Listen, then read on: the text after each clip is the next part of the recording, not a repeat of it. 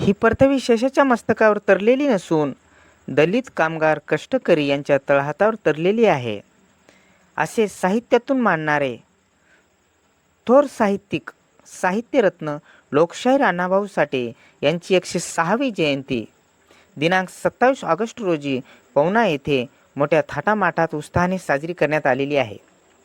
यावेळी मोठ्या संख्येने समाज बांधव आणि गावकरी मंडळी उपस्थित होते. दीड दिवस शाळा शिकून साहित्यरत्न लोकशाहीर अण्णाभाऊ साठे यांनी अनेक कादंबऱ्या, कथा, पटकथा, लोकनाट्ये लिहून रशियासारख्या देशामध्ये आपल्या देशाचं नाव अजरामर करणारे थोर साहित्यिक यांचा जन्म दिनांक 1 ऑगस्ट 1920 रोजी वाटेगाव येथे झाला.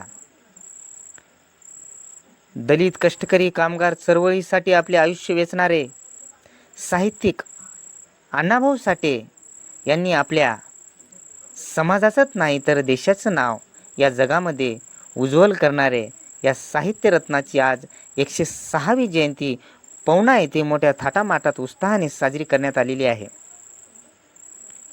ही जयंती जय अण्णा जय लहुजीच्या जयघोषाने दुमदुमून निघाली आणि यावेळी मोठ्या संख्येने समाज बांधवाचा सहभाग हे अतुलनीय होता.